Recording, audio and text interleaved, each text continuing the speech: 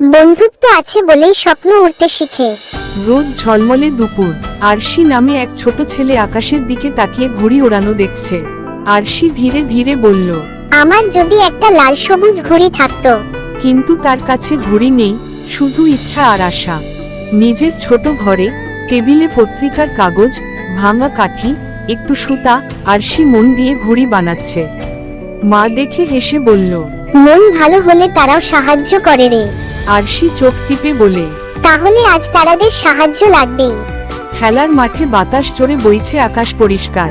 আরশি দৌড় দৌড়, লাল সবুজ ছোট ঘুড়ি আকাশে উঠতে শুরু করে। আরশির মুখে হাসি, চোখে জ্বলছে আনন্দের তারা। কিন্তু হঠাৎ ঝপ, সুতার গিঁট খুলে যায়। ঘুড়ি উড়ে দূরে চলে যায়। আরশি থমকে দাঁড়ায়, চোখ ভিজে ওঠে। পুকুরের ধারে ঝরে পড়া ঘুড়ি হাতে দুই বাচ্চা, টুনটুন আর বুবু। তারা দৌড়ে আসে আরশির কাছে। টুনটুন, তোর ঘড়িটা পেয়েছি। বুবু, চলো না, আমরা তিনজন মিলে ওড়াই। আরশির মুখে ফের হাসি ফিরে আসে। তারা তিনজন একসাথে দৌড়ায়। এবার আকাশ ভরে যায় হাসি আর রঙে। বিকেলের সূর্য, আকাশে ওরা ঘুড়ি। স্বপ্ন একা উড়ে না, হাত ধরলে আকাশ বড় হয়।